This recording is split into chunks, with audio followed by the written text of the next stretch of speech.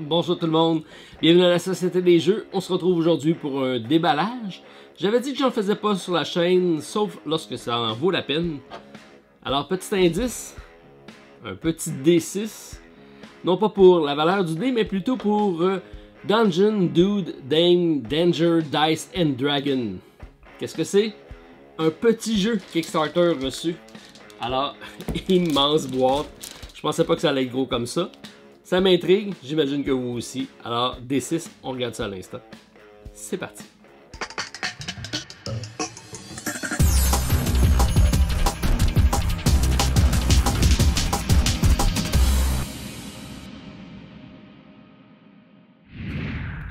Alors, D6, petite boîte reçue de la compagnie Certified Studio, ceux qui étaient à la tête de Who Goes There. J'aurais dû m'en douter puisque j'avais vu la production du jeu. C'était vraiment une grosse boîte avec du matériel de très haute qualité. C'est tout le temps des productions surproduits si on veut, puisqu'ils mettent le paquet. C'est des gens qui sont très, je vous dirais, qui vont avec leur trip, leur cœur. C'est des amoureux de jeux de société. Dans le cas présent également de jeux de rôle, puisqu'on a pris, on reconnaît très bien le logo ici de Donjons et Dragons, donc la première génération, et on revient avec un jeu qui fait un peu la parodie des jeux de fantasy. C'est un thème qui m'intéressait beaucoup, la manière qu'ils ont abordé le sujet, ça m'intéressait. Alors j'ai contribué, semblerait, au all-in du jeu, je m'en rappelais même pas. Mais c'est un jeu donc de 1 à 4 joueurs, c'est des parties de 90 minutes et beaucoup de stretch goals intéressants avec le jeu. Alors sans plus tarder, on ouvre ça, mais je sais pas trop comment. Alors allons-y avec un peu de volonté.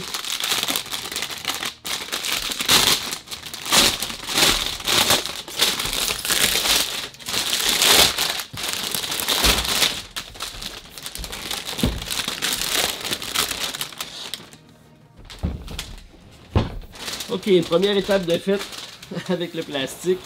Alors on a ça ici avec donc le jeu de base ici avec Dungeon, Dude, Dame, Danger, Dice and Dragon. 1 à 4 joueurs, 14 ans et plus, 110 minutes. Certified Studio. Et ça c'est l'extension Village qui additionnait des personnages supplémentaires mais également des classes, puisqu'on va mixer des personnages et des classes. Alors sans plus tarder, on va ouvrir ça et on va regarder. C'est un peu comme dans un livre, donc un gros livre. L'artistique est vraiment superbe du jeu. Donc on a ça ici. On a une map, c'est très caricatural. J'aime beaucoup. C'est une thématique donc intéressante de la manière qu'ils l'ont approché. Des beaux objets en 3 dimensions pour représenter les dangers qu'on va avoir à affronter sur la map.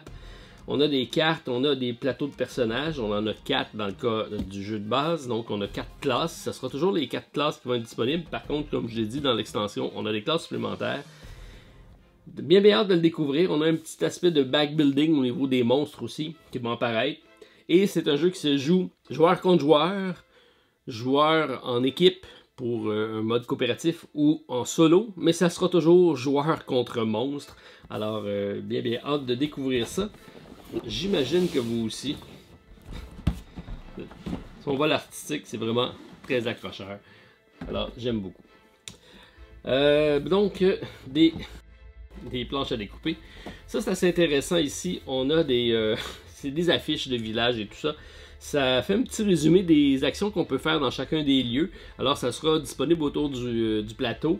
Je trouve ça original plutôt que de référer au livre de règles ou de l'avoir inscrit sur le jeu. C'est plutôt des petites affiches de chemin qui apparaissent en 3 dimensions. Ici, on a les différents jetons. Belle épaisseur. Nos personnages, donc énormément de personnages. Initialement, il y en avait dans le jeu, donc dans le jeu Retailer qui apparaîtra, ça sera, je pense, c'est 16 personnages, mais avec le Kickstarter que j'ai ici, ça monte jusqu'à 38. Je vais avoir l'embarras du choix. Regardez ça. Vraiment génial. Ici, on a le livre de règles, mais c'est le Player's Manual. Vraiment comme dans Donjons et Dragons. Alors, on a ça ici. C'est vraiment un livre de règles. Comme on n'a pas l'habitude de le voir. C'est un jeu de rôle. fait en sorte que ça va être un petit peu différent. Ça va être de la lecture. Ça sera pas un jeu... D'habitude, les règles sont faites pour être le plus concis possible et le plus facile à consulter. Dans le cas présent, c'est pas le cas du tout. Ils ont vraiment voulu faire l'espèce de similitude avec le jeu de rôle. Alors, on a monté un livre énorme de... Je vais aller voir si j'ai le nombre de pages. 180 pages. Alors, il va falloir vraiment s'amuser à lire ça. Mais je connais l'humour des gars. Ça va être super rigolo à lire. C'est malheureusement juste en anglais. Mais bien hâte de le découvrir. Donc, on a ici les différents personnages. Je ne passerai pas à travers toutes, là. On va avoir les 38 personnages avec leur histoire. Ça reste du flavor text, donc ça n'a pas de lien avec l'histoire, mais ça va nous mettre un peu dans le bain des différents personnages. Ici, donjon en solitaire, j'ai hâte de voir ça. Donc, niveau visuel, c'est très bien. Ça aussi, au niveau de la campagne est super bien menée par eux. C'était donc une espèce de petit cartoon qui nous présentait chacun des stretch goals. J'ai suivi la campagne avec grand intérêt. C'est pour ça que je suis présent avec le jeu. Alors, beaucoup apprécié la façon que les gars amènent beaucoup d'humour dans leurs histoires, mais également dans leur jeu. Alors, bien hâte de voir tout ça. Alors, c'est vraiment du flavor text. Jusqu'à date, on n'a pas eu grand-chose. Je ne sais pas si ça va avoir un lien avec les histoires. Bon, ici, je rentre dans les listes des événements. Donc, on va expliquer chacun des événements.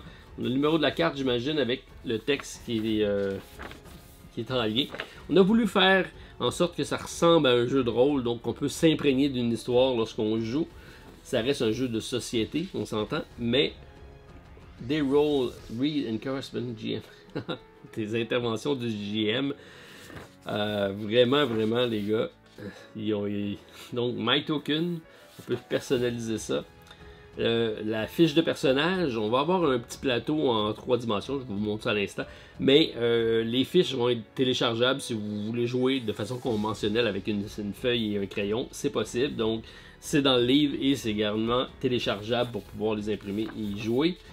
Ensuite, on rentre avec les monstres qu'on va devoir affronter, donc les squelettes. Ok, c'est vraiment tout est là. Donc les undead. Ok, je pense que je vais avoir du fun à lire tout ça. À la fin complètement, donc les composantes du jeu, on a ça ici. Alors tout ce qu'on va avoir dans la boîte, l'expansion, les règles. Donc finalement les règles apparaissent à la page 137, ça se passe à la fin. Et on a ça ici. Donc le Quick Start Guide, je pense que c'est par là qu'on peut commencer.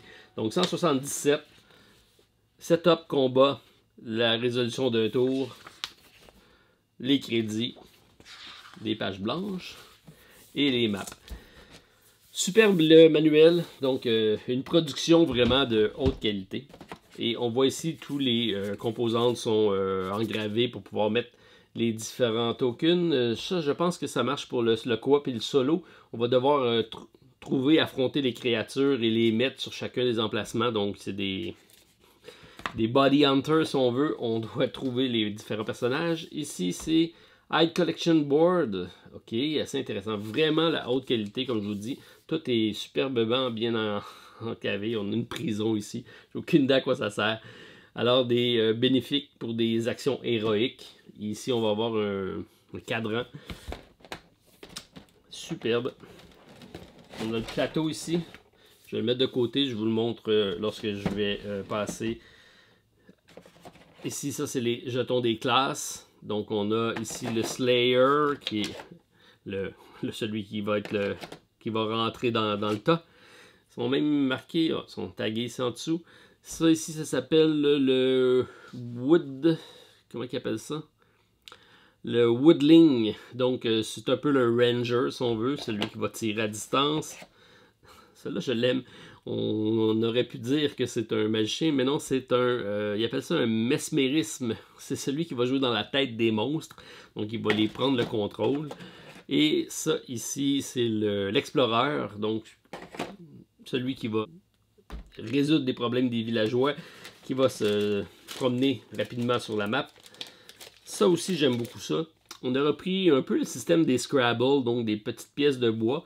C'est 5-6, donc c'est des marqueurs pour les différentes caractéristiques des personnages. Parce que c'est comme dans Donjons et Dragons, on va avoir des caractéristiques et on va pouvoir les augmenter éventuellement. Donc ça va passer de 3, 4, 5 et 6. Ça sera donc possible d'augmenter la force de nos différents personnages. Les dés de héros, qui sont des dés de plusieurs faces, donc comme dans Donjon, donc de 4 faces, 6 faces, 8, 10, 12 et 20 faces. Donc en bleu, ça sera pour les héros et en noir pour les monstres. Ensuite, on a différents marqueurs, je pense que c'est pour les skills. On a aussi des marqueurs pour les potions, puisqu'on va pouvoir aller récupérer des potions qu'on va utiliser. Ça, c'est les différents bâtiments qu'on va placer sur la map, qu'on va rencontrer, donc différents donjons qu'on va pouvoir éventuellement arriver. Superbe, des belles miniatures. On a également ici des graveyards, donc des cimetières, des forêts. Je pense que je vais avoir beaucoup de plaisir à y jouer. On s'en va en dessous, parce que c'est pas fini. On a ici donc les fameux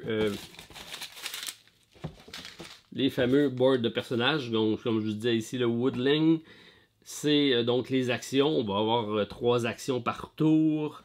On va avoir les statistiques. C'est là qu'on va mettre les fameux jetons de bois. Et on voit ici que le Woodling, il y a un +1 au niveau du stealth. Donc, ça sera sa caractéristique à lui. Si je vais avec un autre personnage ici qui est le Slayer, dans son cas, c'est la force, lui, qui est bonifié de 1. Donc, on a des caractéristiques qui sont similaires, mais des bonus différents. Ici, on a le résumé de l'action. On a ici un cash cube. Ça reste à voir. Et on a nos skills qui, eux, vont être différents d'un personnage à l'autre. Donc, si je regarde les deux ici, c'est un short bow, friendly terrain, rigide, hero swamp, donc les amis des animaux. Ici, ça change. J'ai berserker, j'ai une force brute. On voit que selon le personnage, c'est différent d'un à l'autre. Donc, ça, c'est les classes. Et on pourra avoir des héros différents qu'on va mettre sur les personnages. Donc, beaucoup de personnages différents, mais les classes restent les 4 mêmes classes de base pour le jeu de base, plus l'extension qui en amène d'autres. Ça, c'est l'explorer ici. Et ici, j'ai le mesmérisme. J'aime beaucoup ça. OK. À Martin Lafrenière, ça c'est pour toi. De l'argent sonnant. Alors, des belles pièces de monnaie. On a différents decks de cartes. On a ici des bounty. Donc, ça sera ici des emplacements de... Ici, c'est des voleurs qui vont avoir une force de 3 qui vont être dans les baies. Ça sera à découvrir. Les avantages, donc ça, c'est les cartes qu'on va pouvoir récupérer lorsqu'on va partir l'aventure, mais également en cours d'aventure pour bonifier, si on veut, nos personnages. Ça va être les différentes armes qu'on va trouver et tout ça. Donc, on voit ici, c'est toutes des cartes avantages. On va mettre ça de côté. Alors ici, on a un dagger de dead, d'un D6, mais il y a +3 contre les undead. Donc, c'est des armes qui vont être différentes. Donc, heavy, un D6, un D10, un D20, un D12. Ils ont tous aussi des caractéristiques comme lui, reroll. Certains ont range, donc une attaque à distance. Ici, Gilbo. Donc, toutes des armes avec des caractéristiques de brassement de dés. Donc, on vous dit qu'on a des dés de D4 à D20, comme dans Donjon. Et on va devoir affronter des personnages ennemis qui eux aussi auront des D4 à D20 avec des bonifications selon s'ils se trouvent dans tel type de terrain, quel type de monstre on va avoir. On va avoir également des trappes, des pelles, des boucliers, toutes sortes de choses qu'on va pouvoir utiliser, donc des cantrips, des pièges. Donc on va pouvoir se servir également de ça pour pouvoir bonifier nos attaques. Parce qu'on se rappelle qu'on va se battre contre des monstres. Même dans le mode joueur contre joueur, on se bat contre des monstres et on essaie d'avoir le plus de prestige, je pense. C'est pas une confrontation entre joueurs directement. Alors ici, on a des différents neutral D4. Des poppies. Des escargots. Ils sont choux. Alors, je pense que c'est des... éventuellement, on pourra être... ah, ok, c'est nos personnages. Ok, je les vois. Nos personnages, on va les avoir, qu'on va pouvoir mettre éventuellement sur notre fiche de personnage. Donc si je peux avoir Mesméris et c'est le personnage, on va avoir son historique dans le jeu. Mais éventuellement, on pourra être transformé par les différents monstres. À ce moment-là, on va tourner la carte et on va devenir un simple petit lapin avec un D4 comme défense. Alors on va pouvoir, j'imagine, retrouver notre forme normale. Et chacun des personnages comme ça ont... comme le petit Poppy. Alors, je trouve ça fort rigolo. Mais si vous voyez l'artistique, je pense que ça vaut la peine de les regarder de proche. C'est quand même assez bien au niveau visuel.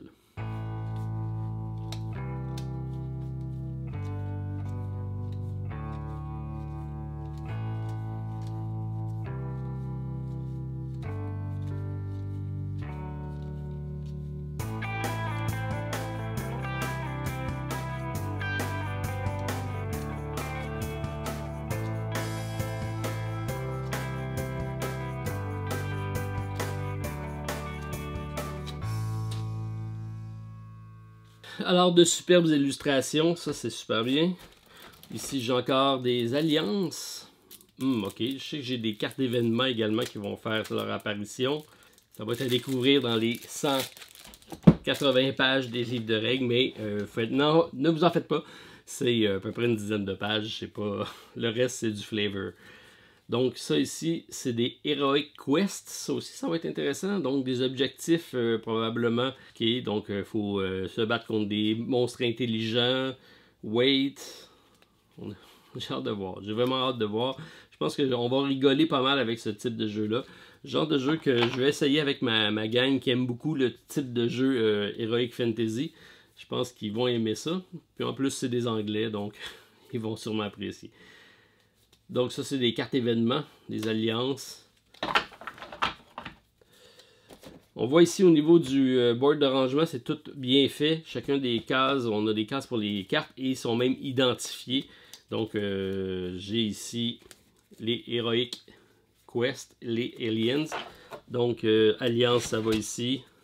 Heroic Quest, c'est identifié ici. Donc ça va être super bien pour ranger. Ici, on a des points de blessure, je crois. Donc, des petites croix avec des jetons rouges. Ici, on a notre Gather Board. Ça, on va tous avoir un Gather Board. Et c'est donc des potions. Donc, on va pouvoir avoir des potions qu'on va débloquer. On va pouvoir éventuellement s'en servir. Et ici, on a certains bonus qu'on va pouvoir aller chercher. Donc, des spécialités... dépendamment de où qu'on est, et des cartes qu'on va pouvoir mettre sur le côté. Donc on va avoir un deuxième board lorsqu'on va jouer le board principal et celui du Gather, donc récolte de ressources. On a un sac ici, des 6, puisqu'on va avoir des jetons.